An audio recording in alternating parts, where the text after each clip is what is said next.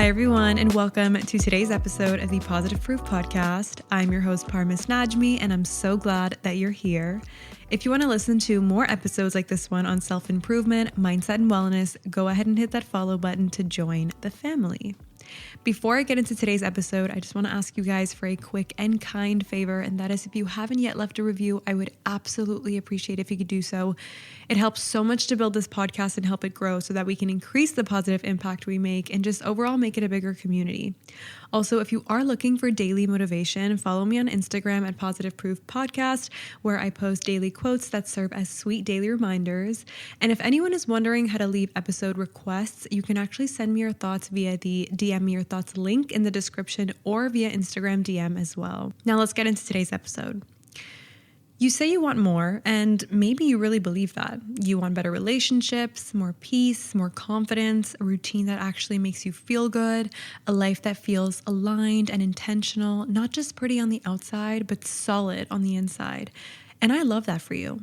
But here's the hard truth. Wanting more doesn't mean anything if you're still choosing less. And I'm not saying that to call you out. I'm saying that because I have been there. I've said I wanted more while still answering the same texts, accepting the same energy, making the same excuses, holding on to the same patterns that got me nowhere. And then I'd wonder why nothing was changing, why I still felt stuck, why the life I always wanted always felt out of touch and out of reach. And that's when it hit me. I wasn't actually doing the work. I was thinking about the work, I was talking about it, romanticizing the glow up, but not really moving in a way that reflected the life I said I wanted. And that's what this episode is about. It's about the disconnect between what we say we want and what we actually choose every day. And it's not here to make you feel bad. It's here to help you notice, because once you start noticing, you can start shifting. And when you shift what you tolerate, everything changes. Now, before we get into it, I want to do a little poll check-in. If you're listening on Spotify, scroll down and answer this honestly. What is one area of your life where you still entertain the bare minimum? Is it dating, friendships, your routine, your mindset? There's no wrong answer. This isn't about being perfect. It's about being real with yourself. So let's talk about it. Starting off with section 1, the illusion of wanting more. Let's just be real for a second. Saying you want more is easy. We've all done it. I've done it. We've all sat with ourselves and said, I want to level up. I want a better relationship. I want to feel confident in my body. I want to have more discipline. I want to glow up. I want peace. And honestly, there's nothing wrong with wanting those things. But I need to say something that might feel uncomfortable. Most people don't actually want more. They just want more comfort. They want more without having to let go of anything. They want to elevate without disrupting the life they've outgrown. They want to upgrade the outcome while keeping the same habits, the same environment, same people, and same patterns. But that's not growth. That is called fantasy. And I get it. Saying you want more makes you feel like you're doing something. It gives you this little dopamine rush, like the desire alone is enough to shift things. But that desire doesn't move the needle. What moves it is action. What moves it is subtraction. It's removing the things, the people, the behaviors, and even the thoughts that are literally holding you at the level you say you are ready to move past. It's way harder than just wanting. Wanting is passive. Choosing is where it gets real. And I want to challenge you right now to look at your own life. Think about the version of yourself you keep saying you're working towards. The one who feels more secure, the one who doesn't settle, the one who's disciplined, the one who shows up. And now ask yourself, are your current actions even in the same realm as what that version of you would accept? Because most people say they want more, but when they zoom in, they're still actively tolerating things that contradict that version. And let me give you an example. You say you want a healthy, committed relationship, but you're still texting that one guy who gives you bare minimum effort, the one who only makes plans last minute, the one you know isn't it, but you justify it because he's not that bad, or at least it's something. Baby, that's not alignment. That's settling with a prettier name. Or maybe you say you want a better relationship with yourself. You want confidence, consistency, inner peace. But when you look at your day-to-day, your habits are chaotic. You keep skipping the little things you know make you feel good, your walk, your journaling, your sleep routine, your skincare, not because life is crazy, but because you're not prioritizing the version of you that you say you want to become. And wanting more while choosing less is like trying to fill a cup that has a hole at the bottom. No matter how much you pour in, the vision boards, the Pinterest quotes, the inspiration, it all leaks out because nothing underneath has changed. The foundation is still shaky.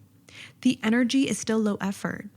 And that's the hard part about self-growth. It asks you to be honest, brutally honest sometimes, about where you're not showing up, about what you're still settling for, all of it.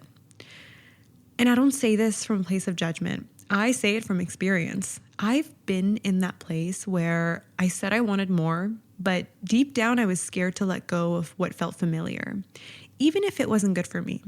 Because there's comfort in the known. There's safety in patterns, even toxic ones. And breaking out of them requires actual discomfort. That's the part people skip when they talk about becoming that girl or stepping into your higher self. They don't talk about the part where you have to stop texting him back, where you have to unfollow people who drain you, where you have to sit in silence instead of numbing with your phone, where you have to choose discipline over dopamine. This is the illusion of wanting more. You think you're doing the work because you can clearly see what you want. You can name it, you can describe it in detail, but if you're still waking up and choosing the same habits and the same people and the same excuses, then you're not actually moving toward that version of you. You are just fantasizing about her. And you deserve better than that. You deserve a life that matches what you say you want. But it starts by getting honest about what you're still choosing that's holding you back. Moving on to section number 2, why the bare minimum feels safe. This is something we don't talk about enough. The bare minimum can actually feel safe. It can feel familiar, weirdly comforting. And not because it's fulfilling, but because we know it. It doesn't challenge us. It doesn't require us to grow or be brave. It lets us stay exactly where we are in the name of not making a big deal or just going with the flow. But if you're being honest, how many times have you stayed in something, a situationship, a friendship, a job, just because it was easier than facing the unknown? Probably one too many times. I know I have. Bare minimum feels safe because it doesn't trigger rejection. It doesn't force you to set boundaries. It doesn't ask you to assert your worth. You don't have to risk anything, not your comfort, not your pride, not your ego. And I get why that's tempting. But the problem is, every time you choose to stay in that safe zone, you are reinforcing a version of you that believes this is all I can get, or this is good enough for now. You're convincing your brain that the bare minimum is acceptable. And over time, that becomes your default. Not because it's what you want, but because it's what you've practiced. That's the part that's really hard to catch. How deeply we normalize low effort. How often we accept half-ass energy and tell ourselves, well, at least they showed up, or maybe I'm just asking for too much. No, you're not asking for too much. You're asking the wrong people or expecting it from a version of you that's still playing small. It's easy to say you're over it. It's easy to post quotes about knowing your worth, but when you really zoom in, are your choices actually reflecting that? Or are you subconsciously choosing what feels safe over what feels right? And let me say this clearly. Safety is not the same as alignment. Familiar doesn't mean it's meant for you. And just because something doesn't hurt you, it doesn't mean it's helping you. Think about it. A relationship that's not toxic but leaves you feeling unseen. Or a job that pays the bills but drains your soul. A friend who hasn't done anything wrong but makes you feel small when you talk about your wins. These aren't dramatic red flags, but they are slow leaks, and they quietly keep you stuck in a version of life that feels fine, but not expansive, not energizing, not aligned with the more that you say you want. And I know it's scary to let go of what's fine, especially when you don't have a clear vision of what's next. But growth rarely feels comfortable in the beginning. It's supposed to feel shaky. You are literally undoing years of survival mode patterns. You are learning how to choose better before better shows up. That's real alignment, choosing what supports your highest self, even when it's unfamiliar or inconvenient. So if you've been staying in low effort dynamics because they feel safe, I see you. I've been you, but I also want to lovingly challenge you. What are you actually afraid of? Are you scared of being alone or feeling behind, being misunderstood? And if so, is that fear really worth trading your growth for? The bare minimum might feel safe, but it's also a trap. Because while you're busy managing crumbs, you're missing out on building a table.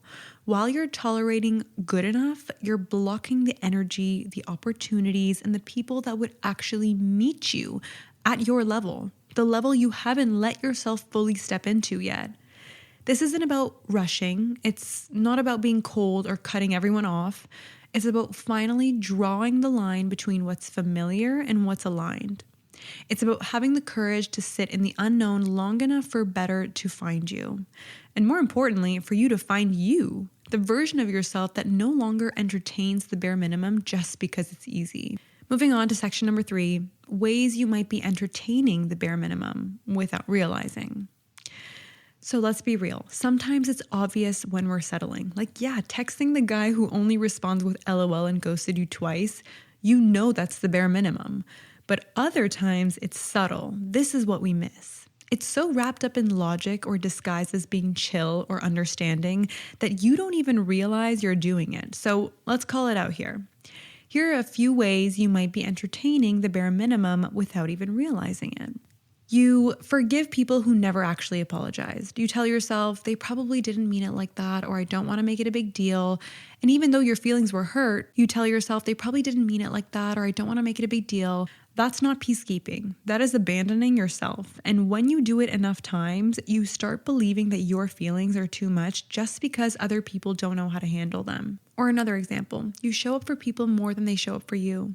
You're the friend who checks in, remembers birthdays, sends the thoughtful messages, but when you need support, crickets. Or another example, you lower your standards to keep the peace. You ask for less, you expect less, you stop mentioning things that matter to you just to avoid being difficult. I see this a lot in relationships, and slowly you become this watered down version of yourself. Agreeable, easygoing, convenient, but deep down, you're exhausted. Not because of how others treat you, but because of how often you shrink to make room for them. Or another example, you stay in situations just because they're not that bad. The job is tolerable, the relationship isn't toxic, the routine isn't hurting you, but none of it is exciting you. None of it is lighting a fire in you or making you feel deeply alive. You've confused not awful with worth keeping, and that's how people end up stuck for years, in lives that are technically fine, but don't feel like theirs. My past relationship, it wasn't toxic.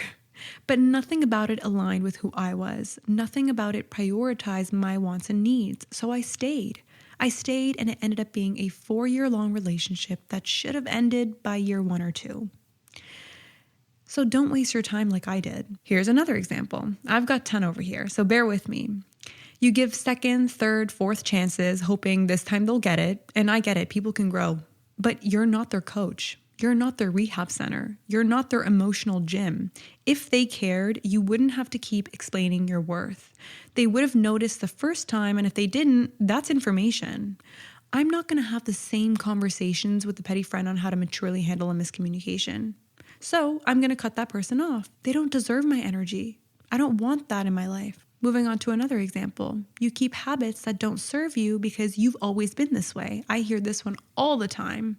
Like, I'm just not a morning person. I've always struggled with consistency. I'm bad at confrontation. Okay, but do you want to keep being that way? Or are you willing to become the version of you who moves differently? Here's another. You talk about your goals more than you act on them. This one stings, I know, but how many to-do lists have you written that never got done? How many business ideas do you have sitting in your notes app that you haven't even touched? Saying you want something is not the same as building it. You have to move differently. You have to show up even when it's boring, especially when it's boring. Here's another. You accept being almost treated well. They're almost thoughtful. They almost support your dreams. They almost make an effort. But almost is a dangerous trap. It's just enough to keep you hopeful, but not enough to make you happy. And you deserve more than almost. You deserve certain. And another, you stay quiet when something bothers you because you don't want to seem dramatic. But that quiet builds resentment. And over time, that resentment turns into distance. Then you start pulling back, not because you're over it, but because you feel unheard and unseen. And you taught people it was okay by saying nothing. And finally, my last example, you let your potential intimidate you. This one's sneaky. You know you're capable. You know you can show up harder, speak louder, and try more, but you don't. Not because you're lazy, but because you were scared of what would happen if you actually went all in. What if you outgrow people? What if you fail? What if you succeed and have to sustain it? Look, this isn't about guilt. It's about awareness, because once you see the ways you're still choosing the bare minimum, you can actually start shifting. And it doesn't have to be drastic. It starts with one quiet decision. I'm done settling for this. That is it. That's literally it. That's the crack in the pattern. Once you stop justifying crumbs, you start creating space for a life that actually feeds you. Moving on to section number 4, what raising your standards actually looks like. Raising your standards isn't some grand, dramatic moment where you cut everyone off and announce to the world that you've entered your high-value era. It's not a rebrand. It's not a post. It's not even an aesthetic. It's energetic. It's quiet. It's subtle. Sometimes even invisible to other people, but to you, it is life-changing. Raising your standards starts with choosing yourself, not in a loud, watch me glow up kind of way, but in a still, grounded, I'm not doing this anymore kind of way. You stop arguing with people who are committed to misunderstanding you. You stop explaining yourself to people who don't actually listen. You stop staying in rooms or relationships where your presence is only valued when it's convenient. You start pulling back from things that drain you without needing to announce it. You start saying no without explaining your entire thought process. You start recognizing when someone's energy makes you feel small, and instead of analyzing it to death, you just take a step back. That's it. That's the standard. Very simple. You stop texting first all the time. You stop replying to the guy who only reaches out when he's bored. You stop trying to be the bigger person with friends who only remember when it benefits them. It's not about revenge. It's about proving a point. It's just, I'm not available for that anymore. That's all it is. You stop waiting to be chosen. This one's huge. You stop obsessing over whether someone likes you and start asking, do I even like them? This one was a life changer for me. I love this mindset. Like, do they even align with the life I'm trying to build? Or you stop romanticizing potential in people, in jobs, in plans that never actually happen. You get real. You ask better questions. You stop trying to manifest a better reality while still holding on to people who are tied to your old one. And you start keeping promises to yourself. That is such an underrated part of self-worth. You say you're going to get up early and you do it. You say you're going to go to the gym, and even if you don't feel like it, you still show up. Not to be perfect, not to hustle, but because you said you would. And that's called self-respect. And every time you follow through, you tell your brain, I trust me. And the more you trust yourself, the higher that self-respect goes. That is called a raised standard. That is self-respect. That's the stuff that builds confidence.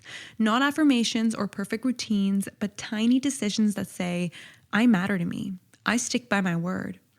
And raising your standards also means you're willing to be misunderstood. You're willing to walk away from things that don't align, even if people don't get it. Even if they call you selfish.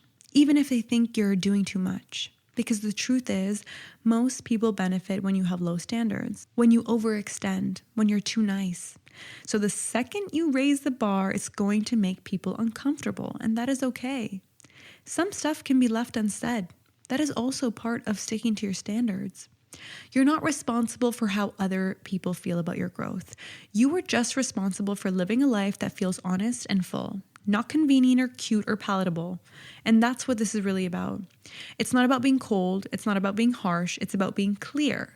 Clear about what you value, clear about what you deserve, and clear about what you're no longer available for.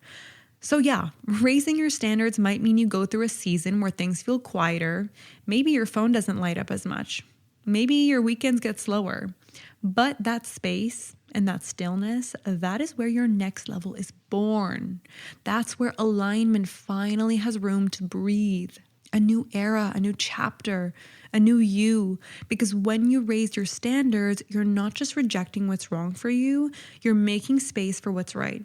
You are creating a new energetic minimum. And from there, everything changes. Not overnight, but for real, for long term.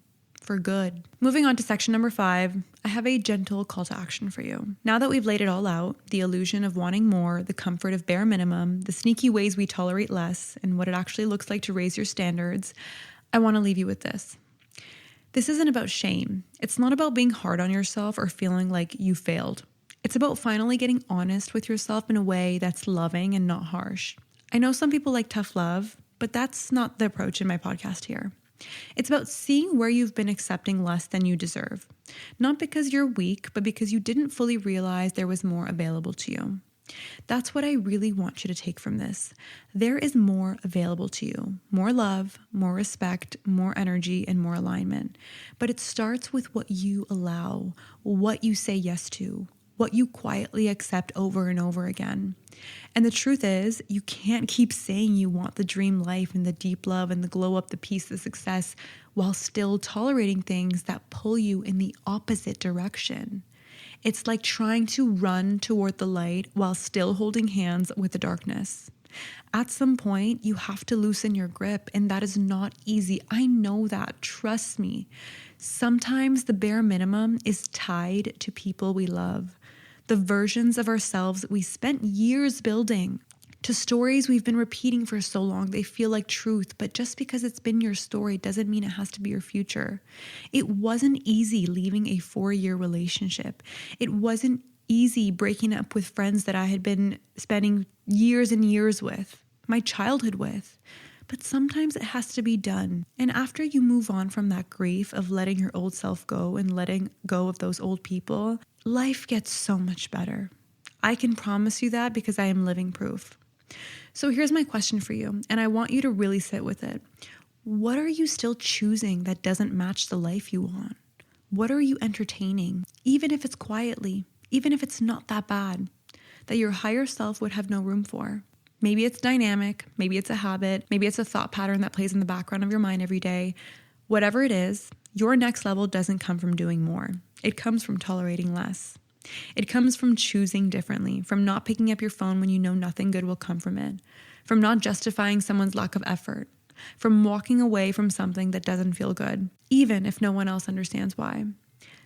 That's the work. That's what wanting more actually demands. It's not just about dreaming big, it's about acting like you believe it's possible. And that starts with not settling for what's safe, not shrinking just to keep the peace, not holding on to the bare minimum just because it feels familiar. So, if no one's told you lately, you don't need to prove your worth. You don't need to beg for better. You just need to stop entertaining for less.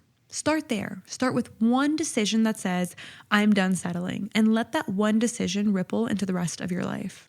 Now, if this episode brought anything up for you, a moment of reflection, a little discomfort, or even a quiet, damn, she's right, then I hope you take that as a good thing, because growth isn't always loud or obvious. Sometimes it starts with just noticing where you're still choosing comfort over alignment, where you're still holding on to people, habits, or mindsets that don't reflect the life you say you want. And listen, this isn't about making some dramatic change overnight. I've said this before. It's about making small, honest decisions that say, I'm no longer available for the bare minimum, not in how people treat me, not in how I show up for myself, and not in how I move through my day. You don't have to prove anything. You don't need to hustle harder. You just need to stop shrinking for things that don't even deserve your energy anymore. And remember, you're not asking for too much. You are just finally asking the right things from the right version of you. If you made it this far, I appreciate you so, so much, and I can't wait to chat with you again in next week's episode. Lots of love, Parmis.